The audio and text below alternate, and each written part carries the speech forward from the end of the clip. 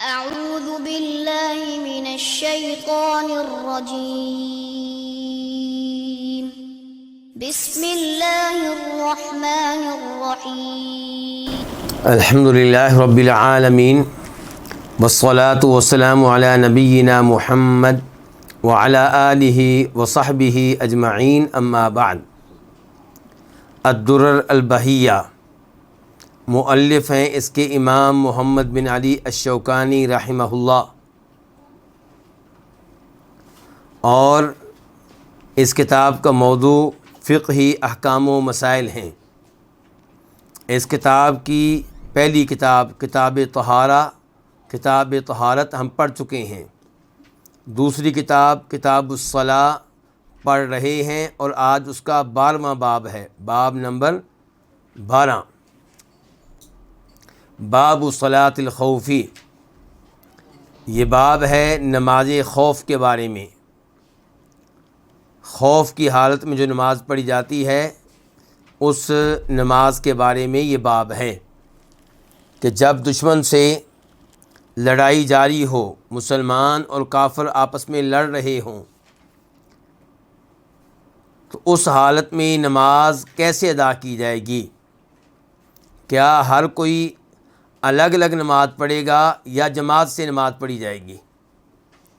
تو اس سوال کا پہلا جواب یہ ہے کہ یہ نماز جماعت کے ساتھ پڑھی جائے گی۔ تلواریں چلنے کا وقت قریب ہوا چاہتا ہے، نیزے تیر برسنے والے ہیں، پھر بھی نماز کی اہمیت اتنی زیادہ ہے کہ نماز پڑھی بھی جائے گی اور جماعت کے ساتھ پڑھی جائے گی۔ اس سے آپ اندازہ کر سکتے ہیں نماز کی اہمیت کا، اور دوسرے نمبر پہ نماز کو جماعت کے ساتھ پڑھنے کی اہمیت کا۔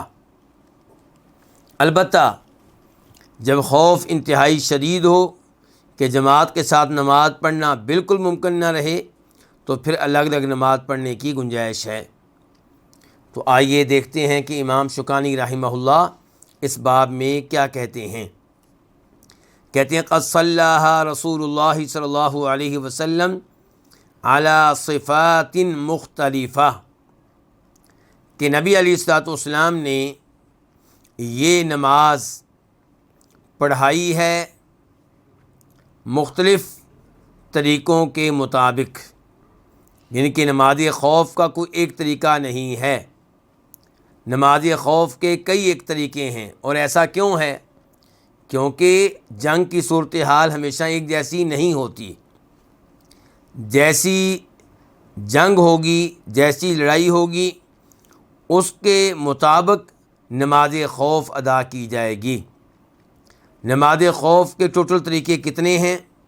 کچھ علماء کرام کہتے ہیں کہ 16 ہیں، کچھ کہتے ہیں کہ 17 ہیں، 16، اور پھر کیا کہا گیا 17، اور کچھ نے کہا کہ 18 ہیں، 18۔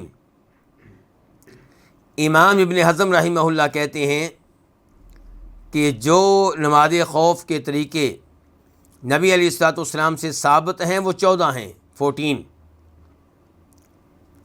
البتہ امام ابن القیم رحمہ اللہ کہتے ہیں کہ نماز خوف کے ٹوٹل طریقے صرف 6 ہیں،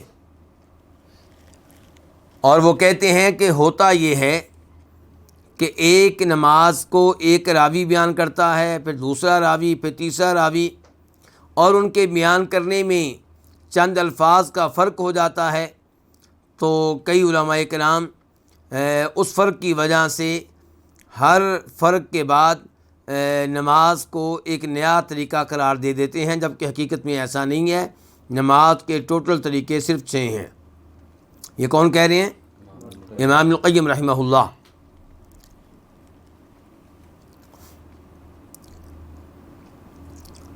اب ہم نے پڑھ لیا کہ نماز خوف کے کئی ایک طریقے ہیں، آئیے چند ایک کا جائزہ لیتے ہیں، چند ایک کو سیکھنے کی کوشش کرتے ہیں۔ پہلا طریقہ یہ ہے کہ امام لشکر کے فوج کے 2 گروہوں میں سے ہر گروہ کو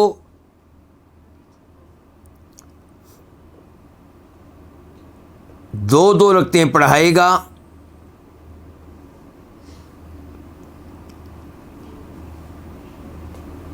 اور پھر سلام پھیر دے گا۔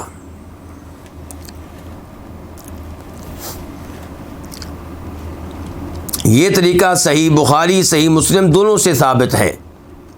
صحیح بخاری میں حدیث کا نمبر ہے 4136 4136 اور مسلم شریف میں حدیث کا نمبر ہے 843 843۔ حدیث کے راوی ہیں جناب جابر رضی اللہ تعالی عنہ۔ وہ ایک حدیث بیان کرتے ہوئے کہتے ہیں کہ فنودی بالصلاۃ، پھر نماز کے لیے اذان دی گئی، فصلی بطائفۃ رکعتین، تو آپ علیہ الصلاۃ والسلام نے ایک گروہ کو 2 رکعتیں پڑھائیں، ثم تأخروا، پھر یہ لوگ پیچھے ہٹ گئے، پیچھے چلے گئے۔ کون؟ جنہوں نے آپ کے پیچھے کھڑے ہو کے 2 رکعتیں ادا کی تھیں۔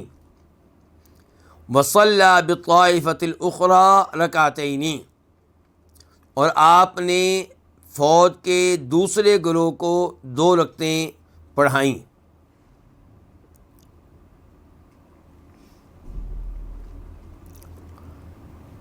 جناب جابر کہتے ہیں فکانت لرسول اللہ صلی اللہ علیہ وسلم 4 رکعات، تو نبی علیہ الصلوۃ والسلام کی 4 رکعتیں ہوئیں، وللقوم رکعتان، اور فوج کے ہر گروہ کی 2 رکعتیں ہوئیں۔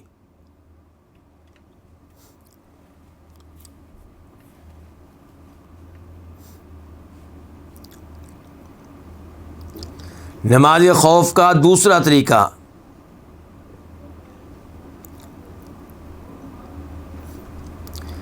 فوج کے دونوں گروہ امام کے ساتھ نماز پڑھنے میں شریک ہوں گے،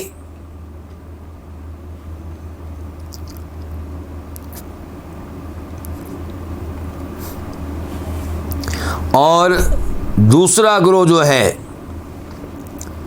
وہ بعد میں آگے چلا جائے گا اور پہلا گروہ پیچھے آ جائے گا، اور سلام سب ایک ساتھ پھیریں گے۔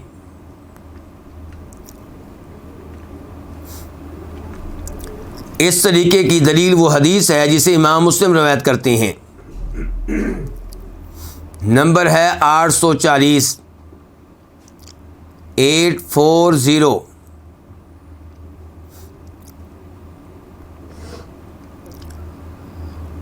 جابر بن عبداللہ رضی اللہ عنہما یہاں پہ بھی راوی ہیں، یہ حدیث بیان کرنے والے بھی وہ ہیں۔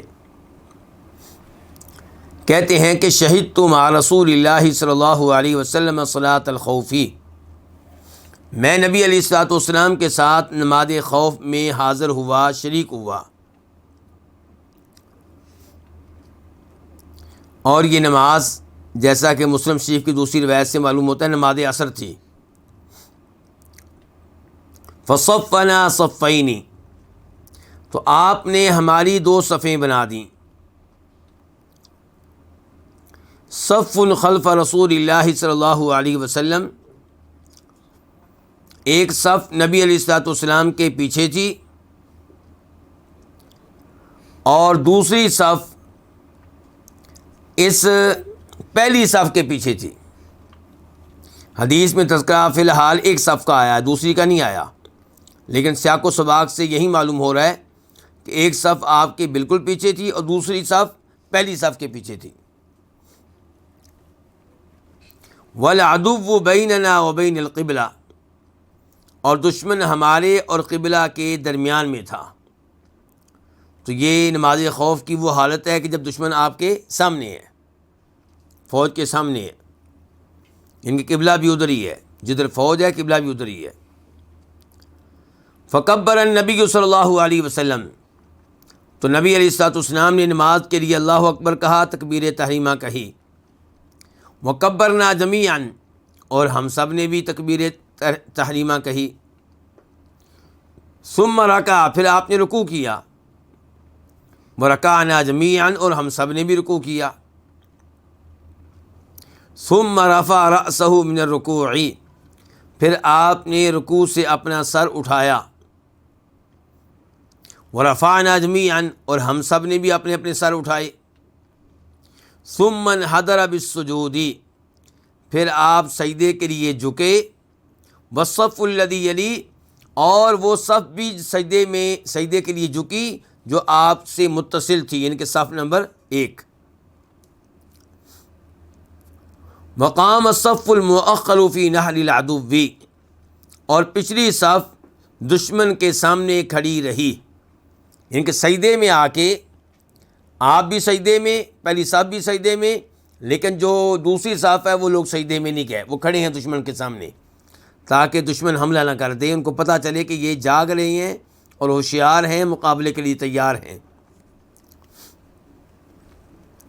فلما قضى النبی صلی اللہ علیہ وسلم السجود، جب آپ علیہ الصلوۃ والسلام نے سجدے مکمل کر لیے، وقام الصف الذی یلیہ، اور وہ صف کھڑی ہو گئی جو آپ سے متصل تھی، آپ کے قریب تھی، یعنی کہ آپ بھی کھڑے ہو گئے اور پہلی صف بھی کھڑی ہو گئی دوسری رکعت کے لیے، اور پہلی صف کے ابھی سجدے باقی ہیں، پتہ چلے آپ میرے ساتھ ہیں نا، پہلی اور معذرت دوسری صف کے سجدے بھی باقی ہیں۔ تو اب ان کے کھڑا ہونے کے بعد، یعنی کہ آپ بھی کھڑے ہیں، پہلی صف بھی کھڑی ہے، انحدر الصف المؤخر بالسجود، اب پچھلی صف کے لوگ سجدے کے لیے جھک گئے، وقاموا، اور کھڑے ہو گئے، یعنی کہ سجدے کرنے کے بعد کھڑے ہو گئے، ثم تقدم الصف المؤخر، پھر پچھلی صف نمبر 2 آگے بڑھی، وتأخر الصف المقدم، اور پہلی صف پیچھے آ گئی، صف نمبر 1 بن گئی، اور صف نمبر 1 صف نمبر 2 بن گئی۔ ثم رکع النبی صلی اللہ علیہ وسلم، پھر نبی علیہ السلام نے رکوع کیا اور ہم سب نے رکوع کیا۔ یہ رکوع کون سی رکعت کا ہے؟ دوسری رکعت کا، اور یہاں پہ رکوع سب نے کیا ہے۔ ثم رفع رأسہ من الرکوع، پھر آپ نے رکوع سے اپنا سر اٹھایا، ورفعنا جمیعا، اور ہم سب نے بھی اپنے اپنے سر اٹھائے، ثم انحدر بالسجود، پھر آپ سجدے کے لیے جھک گئے، والصف الذی یلیہ، اور وہ صف بھی سجدے کے لیے جھکی جو آپ کے بالکل قریب تھی، الذی کان مؤخرا فی الرکعۃ الاولی، وہی جو پہلی رکعت میں صف نمبر 2 تھی، صف نمبر 2 تھی، اب وہ صف نمبر 1 ہے اور وہ بھی آپ کے ساتھ سجدے میں جا چکے ہیں۔ مقام الصف المؤخر فی نحور العدو، اور جو اب پچھلی صف ہے وہ لوگ دشمن کے سامنے کھڑے ہیں۔ فلما قضى النبی صلی اللہ علیہ وسلم السجود والصف الذی یلیہ، جب آپ علیہ الصلوۃ والسلام نے اور اس صف نے جو آپ سے متصل ہے سجدے مکمل کر لیے، انحدر الصف المؤخر بالسجود، تو پچھلی صف سجدے کے لیے جھک گئی، فسجدوا، تو اب انہوں نے سجدے کیے پچھلی صف والوں نے، ثم سلم النبی صلی اللہ علیہ وسلم، پھر آپ علیہ الصلوۃ والسلام نے سلام پھیر دیا، یعنی کہ سجدے کرنے کے بعد وہ تحیات بیٹھے، جیسا کہ مسلم شریف کی دوسری روایت میں یہاں پہ آیا ہے، ثم جلسوا جمیعا، پھر وہ سب ایک ساتھ بیٹھے رہے، یعنی کہ تشہد کے لیے، تحیات کے لیے، پھر آپ نے سلام پھیرا، وسلمنا جمیعا، اور ہم سب نے سلام پھیرا۔ قال جابر اس حدیث کے جو راوی ہیں، صحابی ہیں، وہ کہتے ہیں، کما یصنع حرسکم ہؤلاء بامرائہم، جس طرح تمہارے یہ محافظ کرتے ہیں تمہارے آج کے گورنروں کے ساتھ، حکمرانوں کے ساتھ۔ گویا کہ جناب جابر نے دیکھا کہ ان کے زمانے کے گورنر ان کے جو محافظ تھے، ان کی سیکورٹی کے فرائض سر انجام دینے والے، وہ اسی انداز سے نماز پڑھتے ہوں گے باری باری۔ تو جناب جابر کہہ رہے ہیں کہ یہ وہ طریقہ ہے جس کے مطابق آپ نے عصر کی نماز پڑھی، نماز خوف۔ یہ طریقہ نمبر 2 ہو گیا۔ اب طریقہ نمبر 3 کس کا؟ نماز خوف کا۔ تیسرے طریقے میں کیا ہوگا کہ امام ہر گروہ کو صرف ایک رکعت پڑھائے گا، اور ہر گروہ ایک رکعت کو خود مکمل کرے گا۔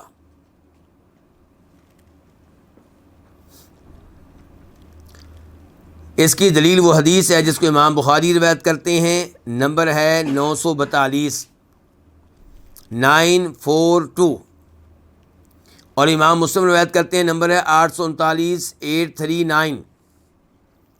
راوی ہیں عبداللہ بن عمر رضی اللہ تعالیٰ عنہما، قال، وہ کہتے ہیں، صلی رسول اللہ صلی اللہ علیہ وسلم صلاۃ الخوف،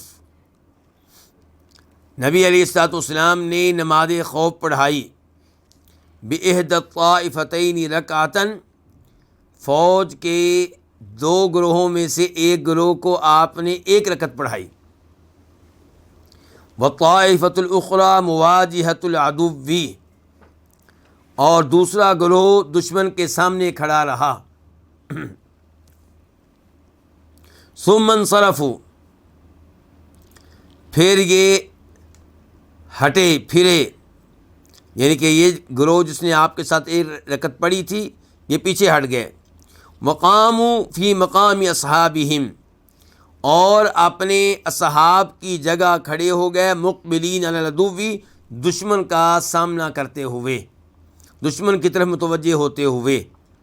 یعنی کہ جب آپ نے پہلی رکعت پڑھائی تھی تو جس گروہ نے آپ کے ساتھ پہلی رکعت پڑھی وہ اب جا چکا ہے اور ان کی جگہ لے چکا ہے جو پہلے دشمن کے سامنے کھڑے تھے، اور جو دشمن کے سامنے کھڑے تھے وہ اب اللہ کے رسول کے پاس آ چکے ہیں۔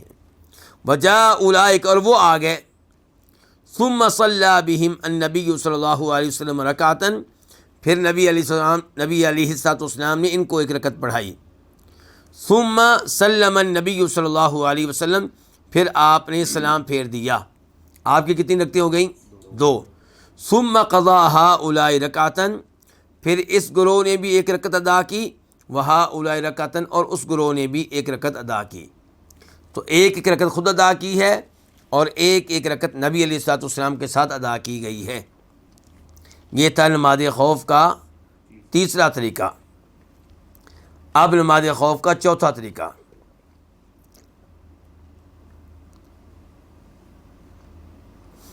اس طریقے میں فوج کے دونوں گروہ امام کے ساتھ رہیں گے، قیام میں بھی اور سلام پھیرنے میں بھی۔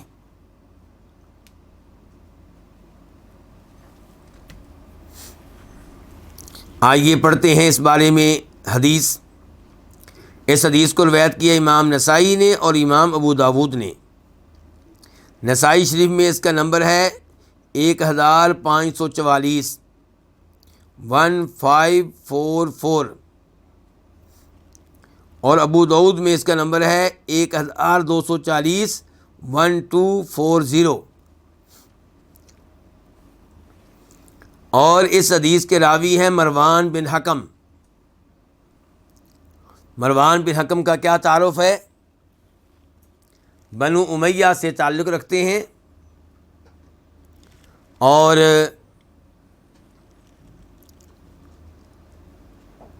چھوٹے صحابہ کرام میں سے ایک ہیں، اور ان سے اس حدیث کو روایت کرنے والے بلا کون ہیں؟ عروہ بن زبیر، جنہیں فقہائے 7 میں سے شمار کیا جاتا ہے، جن کے نانا ابو بکر صدیق ہیں، جن کی والدہ اسماء ہیں، جن کی خالہ سیدہ عائشہ ہیں، جن کے بھائی عبداللہ بن زبیر ہیں۔ تو عروہ بن زبیر مروان سے اس حدیث کو روایت کر رہے ہیں تو اس کا کیا مطلب ہے کہ عروہ بن زبیر سمجھتے ہیں کہ مروان حدیث بیان کرنے میں قابل اعتماد ہیں. مجھے یہ الفاظ کہنے کی ضرورت نہیں تھی، لیکن موجودہ ایام میں جو ماحول بنا دیا گیا ہے اس ماحول کی وجہ سے یہ بات کرنا پڑ رہی ہے کہ جب علی مرزا جیلمی جیسے لوگ مروان بن حکم اور ایسے لوگوں کی توہین کرتے ہیں، انہیں برا بھلا کہتے ہیں، لوگوں کی نگاہوں میں مشکوک بنانے کی کوشش کرتے ہیں، تو ان حالات میں مجھے بتانا پڑا کہ مروان بن حکم سے عروہ بن زبیر حدیث روایت کر رہے ہیں، اور پھر اس حدیث کو امام نسائی اپنی کتاب میں لے کر آ رہے ہیں، امام ابو داؤد اپنی کتاب میں لے کر آ رہے ہیں، مروان کی حدیث کو امام بخاری اپنی صحیح میں لے کر آتے ہیں. پتہ چلا کہ مروان علماء حدیث کے ہاں حجت ہیں، قابل اعتماد ہیں، مشکوک نہیں ہیں.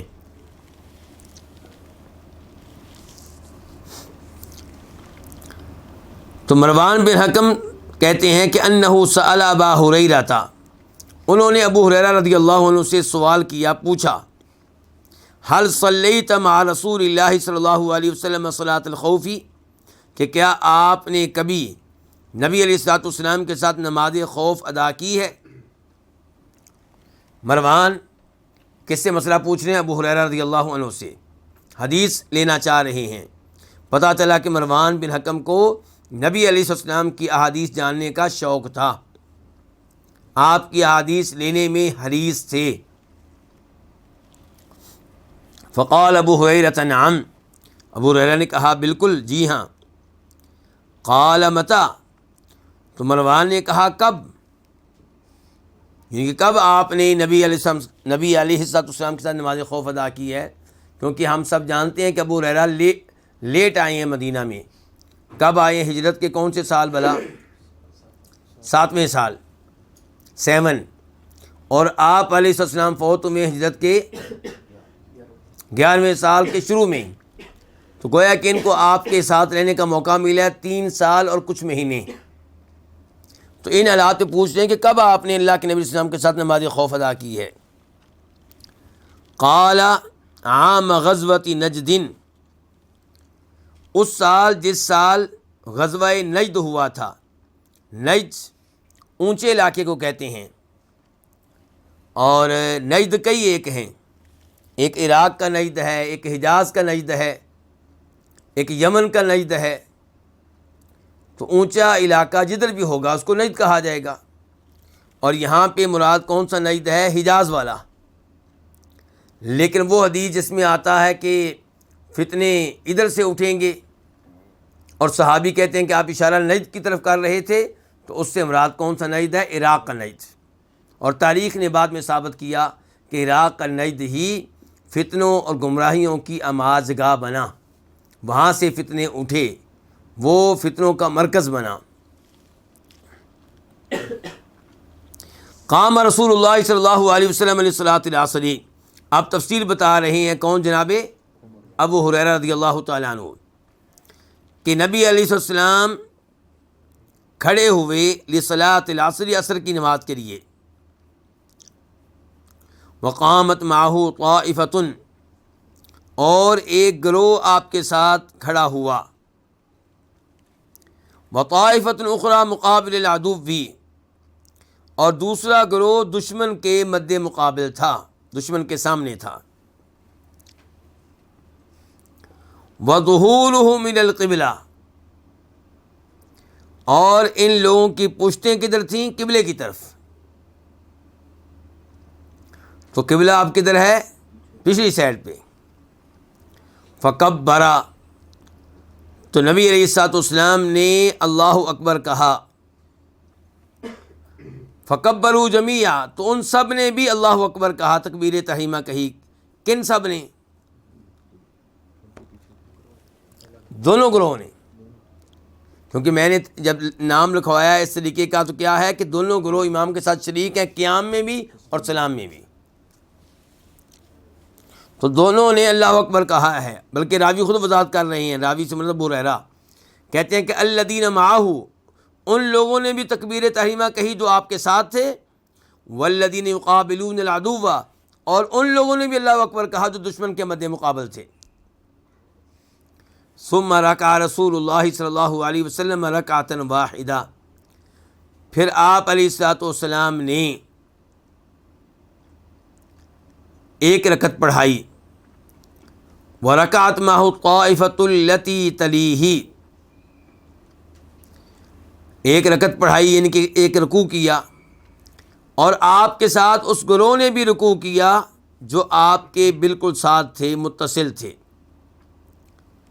ثم سجد، پھر آپ نے سجدہ کیا، وسجدت الطائفۃ التی تلیہ، اور سجدہ اس گروہ نے بھی کیا جو گروہ بالکل آپ کے قریب تھا، والآخرون قیام، اور دوسرا گروہ کھڑا رہا، سجدے میں نہیں گئے، مقابل العدو، وہ کھڑے رہے دشمن کے سامنے۔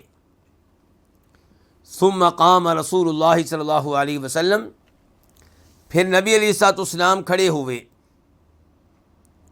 وقامت الطائفۃ التی معہ، اور وہ گروہ بھی کھڑا ہوا جو آپ کے ساتھ تھا پہلی رکعت میں۔ فذهبوا الی العدو، اب یہ لوگ چلے گئے دشمن کی طرف، فقابلوہم، ان کے مد مقابل کھڑے ہو گئے، وَأَقْبَلَتِ الطَّائِفَةُ الَّتِي كَانَتْ مُقَابِلَةَ الْعَدُوِّ، اور وہ گروہ آیا جو دشمن کے پہلی رکعت میں دشمن کے سامنے تھا، فَرَكَعُوا، انہوں نے آپ کے ساتھ آ کے رکوع کیا، وَسَجَدُوا، سجدے کیے، وَرَسُولُ اللَّهِ صلی اللہ علیہ وسلم قَائِمٌ كَمَا ہوا، اور نبی علیہ السلام کھڑے ہیں جیسے آپ کھڑے تھے۔ کیا مطلب؟ یہ لوگ قیام تو اللہ کے رسول کے ساتھ پہلے کر چکے تھے، آپ خود آ کے یہ رکوع میں گئے ہیں اللہ کے رسول کے بغیر، اور خود سجدوں میں گئے اللہ کے رسول کے بغیر، اور اللہ کے رسول دوسری رکعت کے لیے قیام میں کھڑے ہوئے ہیں ان کے انتظار میں کہ یہ پہلی رکعت پڑھ کے میرے ساتھ شامل ہو جائیں۔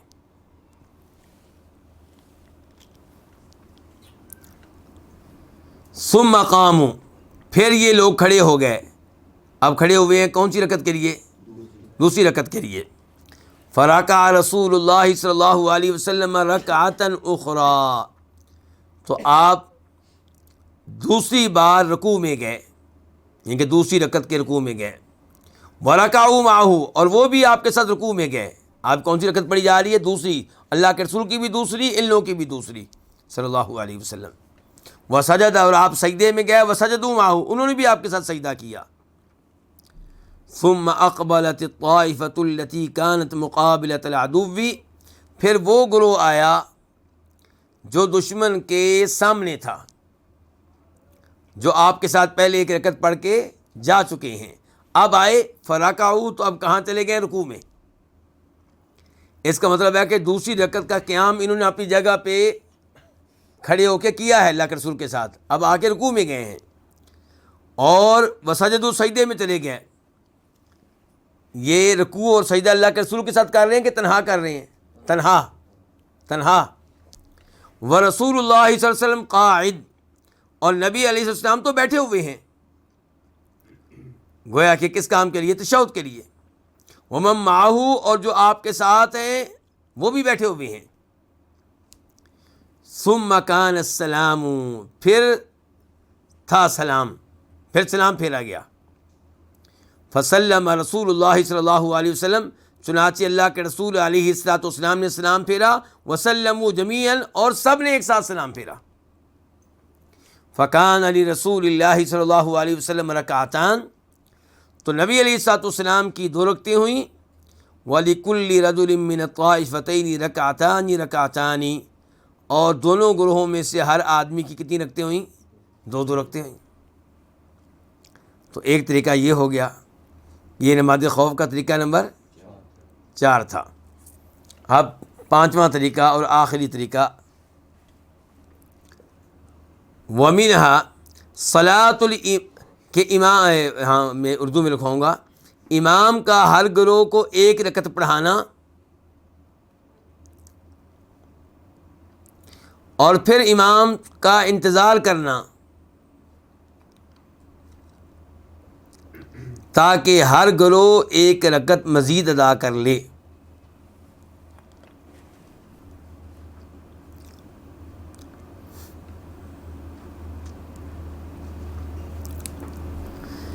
اس کی دلیل وہ حدیث ہے جسے امام بخاری روایت کرتے ہیں، نمبر ہے 4129، 4129، اور امام مسلم روایت کرتے ہیں، نمبر ہے 842، 842۔ یہ حدیث ابھی میں بیان کرتا ہوں، لیکن میں پھر آپ کی توجہ دلاؤں گا، آپ کی توجہ مبذول کراؤں گا اس بات کی طرف کہ دیکھیے نماز کی کتنی اہمیت ہے۔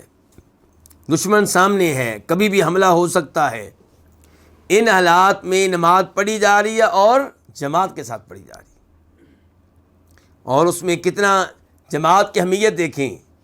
جماعت کے ساتھ نماز پڑھنے کے لیے کیا کچھ کرنا پڑ رہا ہے، یہ گروہ جا رہا ہے، وہ آ رہا ہے، کیا کچھ ہو رہا ہے۔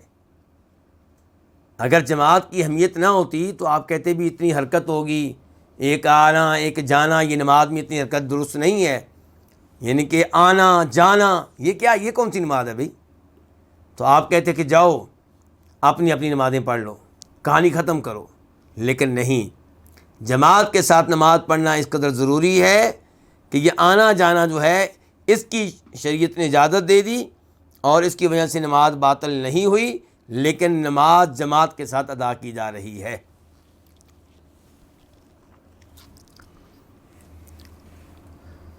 صالح بن خوات سے روایت ہے، صالح بن خوات، خوات یعنی کہ تا ہے دو نقطوں والی، صالح بن خوات انصاری ہیں اور تابعی ہیں۔ عمن صلی مع رسول اللہ صلی اللہ علیہ وسلم یوم ذات الرقاع، صالح بن خوات روایت کرتے ہیں اس صحابی سے جس نے نبی علیہ الصلوۃ والسلام کے ساتھ نماز پڑھی تھی جنگ ذات الرقاع میں۔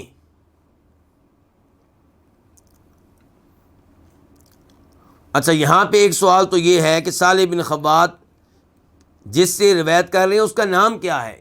یہاں پہ تو مبہم ہے نا، جی صالح بن خوات روایت کرتے ہیں اس صحابی سے جس نے اللہ کے رسول کے ساتھ نماز پڑھی جنگ ذات الرقاع میں، تو صحابی کا نام اگر معلوم نہ ہو تو کیا حدیث صحیح ہوگی کہ ضعیف ہوگی؟ حدیث صحیح ہوگی۔ صالح بن خوات تابعی ہیں، ثقہ ہیں، قابل اعتماد ہیں، تو جب وہ کہہ رہے ہیں کہ میں نے ایک صحابی سے حدیث سنی ہے تو حدیث بالکل صحیح ہے، اس کی صحت کے اوپر کوئی فرق نہیں پڑے گا۔ لیکن اس کے باوجود علماء کرام کوشش کرتے ہیں کہ مبہم آدمی کا پتہ تو چلے کہ کون ہے۔ تو نماز خوف کے موضوع پہ جو دیگر احادیث آئی ہیں جنہیں صالح بن خوات روایت کرتے ہیں، ان سے یوں لگتا ہے کہ جس صحابی سے وہ روایت کر رہے ہیں ان کا نام ہے سہل بن ابی حثمہ، سہل سین کے ساتھ، سہل بن ابی حثمہ تھا۔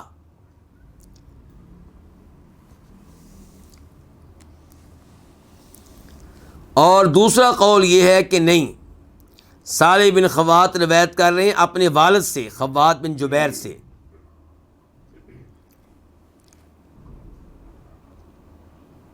حافظ ابن حجر رحمہ اللہ فرماتے ہیں کہ ممکن ہے کہ انہوں نے دونوں سے حدیث لی ہو، سہل بن ابی حثمہ سے بھی اور اپنے والد سے بھی۔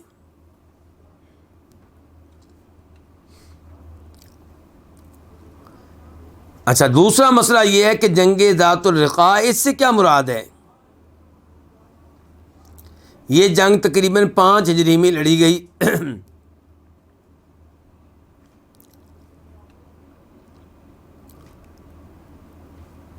اور نجد میں لڑی گئی۔ ذات الرقاع نام کیوں پڑا؟ رقاع سے مراد کپڑوں کے چیتھڑے ہیں، ٹکڑے ہیں۔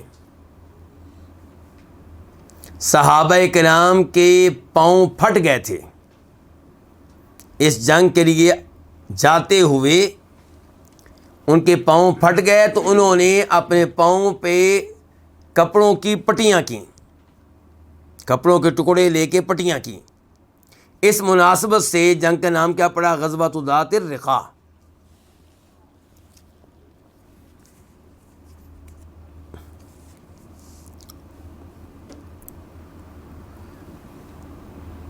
اچھا، اب دیکھیں کہ صالح بن خبات روایت کرتے ہیں اس صحابی سے جنہوں نے نبی علیہ السلام کے ساتھ نماز پڑھی ہے ذات الرقاع میں.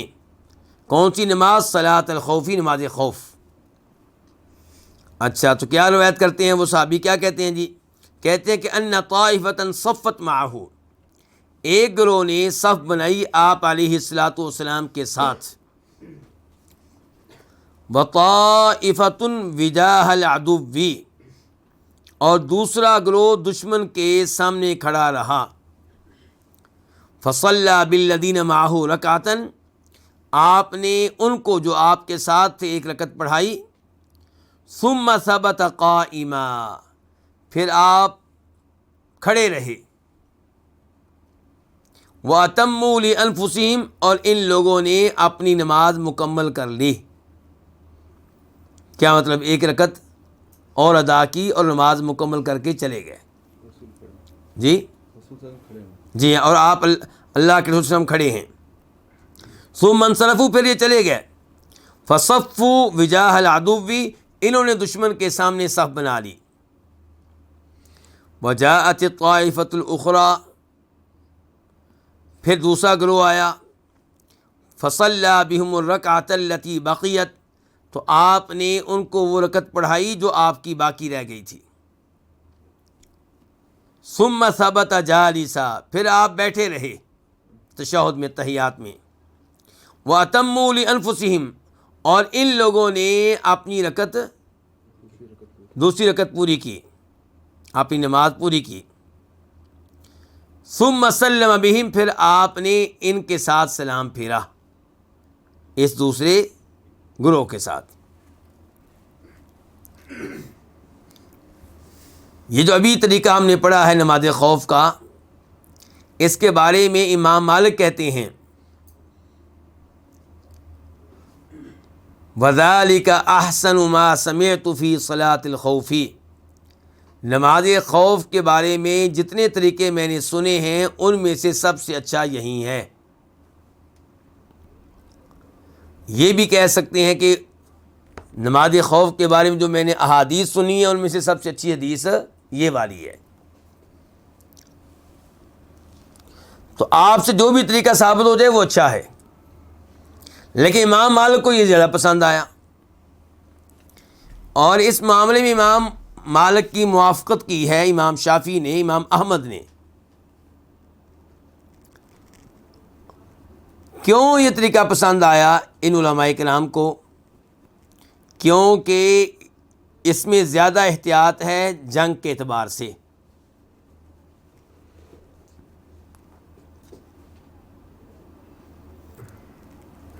اور اس میں حرکات بھی کم ہیں دیگر نماز کے طریقوں کے مقابلے میں.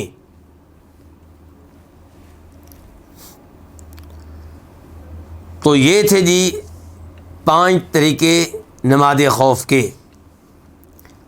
یہ وضاحت کہاں پہ کی گئی ہے؟ جب ہم نے امام شوکانی کی یہ بات پڑھی کہ قد صلیٰ رسول اللہ صلی اللہ علیہ وسلم علی صفات مختلفہ، کہ نبی علیہ السلام نے یہ نماز پڑھائی ہے مختلف طریقوں کے مطابق. آگے کہتے ہیں امام شوکانی وَكُلُّهَا مُجْزِئَةٌ، یہ سب کے سب کفایت کرنے والے ہیں. ان میں سے کسی طریقے کے مطابق نماز پڑھ لیں آپ کی نماز درست ہوگی. وَإِذَا اشْتَدَّ الْخَوْفُ، اور جب دشمن کا خوف بڑھ جائے، وَالْتَحَمَ الْقِتَالُ، اور لڑائی شدید ہو جائے، تو صَلَّاهَا الرَّاجِلُ وَالرَّاكِبُ، تو نماز ادا کرے گا وہ بھی، الراجل جو پیدل ہے، والراکب اور وہ بھی جو اپنی سواری پہ ہے. وَلَوْ إِلَىٰ غَيْرِ الْقِبْلَةِ، اگرچہ ان کا منہ قبلہ کی بجائے کسی اور جانب ہو. وَلَوْ بِالْإِيمَاءِ، اگرچہ اشارے کے ساتھ نماز پڑھ رہے ہوں.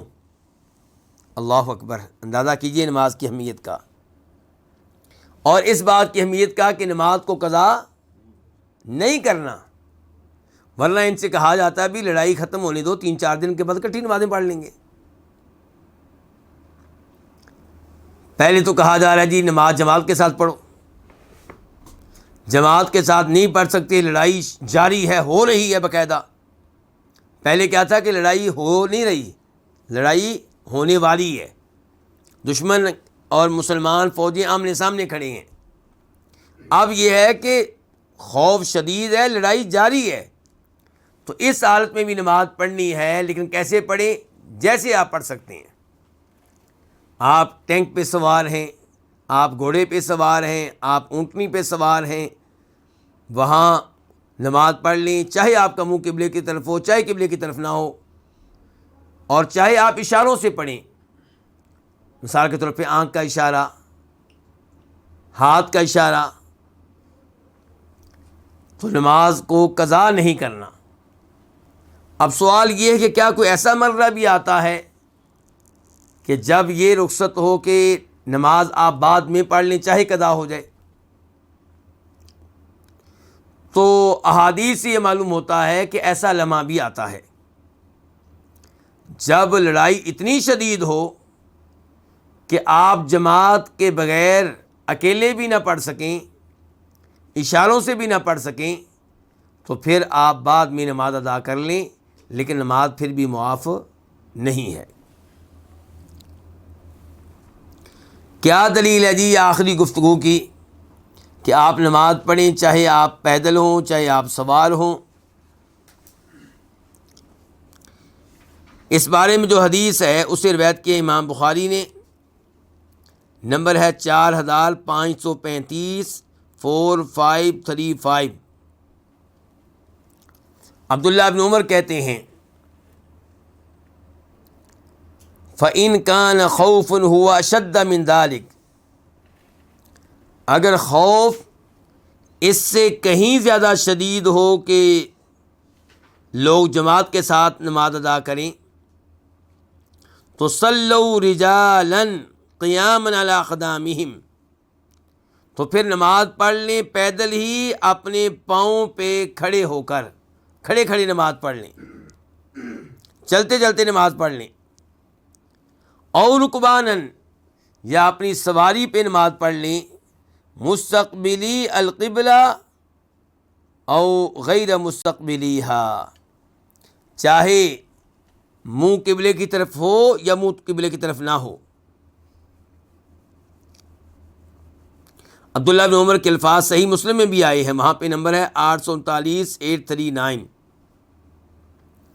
اور یہ ان کے الفاظ قرآن کریم کی اس آیت کے مطابق ہیں، فَإِنْ خِفْتُمْ فَرِجَالًا اور رُكْبَانًا، کہ جب دشمن کا خوف ہو تو پھر پیدل چلتے چلتے نماز پڑھو یا سواری پہ بیٹھ کے نماز پڑھو، لیکن نماز پڑھنی ہے۔ اس کے ساتھ ہی ہمارا آج کا درس اپنے اختتام کو پہنچا۔ بہت ہی نصیحت آموز درس ہے، اگر کوئی نصیحت لینے والا ہو کہ نماز کسی بھی شکل میں معاف نہیں ہے، یہاں تلواریں چل رہی ہیں اور کہا جا رہا ہے نمازیں پڑھو، اور کہاں ہمارے نوجوان کرکٹ میچ کے لیے نمازیں چھوڑ دیتے ہیں، فٹ بال میچ کے لیے نمازیں چھوڑ دیتے ہیں، لوڈو کھیلنے کے لیے، جوا کھیلنے کے لیے نمازیں چھوڑ دیتے ہیں، دوستوں کے ساتھ گپیں ہانکنے کے لیے نمازیں چھوڑ دیتے ہیں، شادی کی تقریب کی وجہ سے نمازیں چھوڑ دیتے ہیں، فوتگی ہو جائے تو نمازیں چھوڑ دیتے ہیں، موبائل میں مصروف ہوتے ہیں تو نمازیں چھوڑ دیتے ہیں۔ ان کی نماز کو ہم نے بہت پیچھے کر دیا، جب کہ نماز ہر چیز سے آگے ہونی چاہیے۔ اللہ رب العزت سے دعا ہے کہ اللہ تعالی ہمیں اپنی نمازوں کی حفاظت کرنے کی توفیق عنایت فرمائے، اور اللہ تعالی پوری زندگی ہمیں اتنی صحت دے، اتنی عافیت دے، اس قدر عقل دے کہ ہم پوری زندگی نمازیں پڑھتے رہیں، اور آخری دن جب ہم اللہ کے پاس جائیں اس دن بھی ہم نے مکمل نمازیں ادا کی ہوں، سنت کے مطابق ادا کی ہوں، اور ایسی نمازیں ادا کی ہوں جن کو اللہ تعالیٰ قبول کرنے والا ہو۔ وآخر دعوانا الحمد للہ رب العالمین۔